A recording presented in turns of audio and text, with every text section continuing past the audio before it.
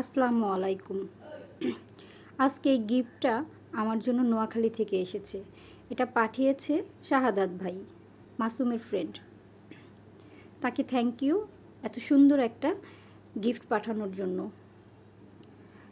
প্যাকেজিংটা দেখেন কি সুন্দর। এটা নোয়াখালী থেকে এসেছে। এটার ভিতরে মাছ, এই মাছগুলোকে এত সুন্দর করে প্যাকেজিং করে পাঠিয়েছে। ওই যে দেখেন আমার বিড়াল, ও কিভাবে দেখছে এটার ভিতরে কি আছে, দেখছেন?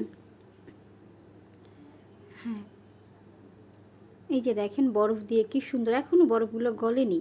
সে নোয়াখালী থেকে সকালবেলা রওনা দিয়ে আসছে, কি সুন্দর করে প্যাকেজিং করে দিয়েছে। এই যে দেখেন বিড়ালটা কি সুন্দর বসে আছে।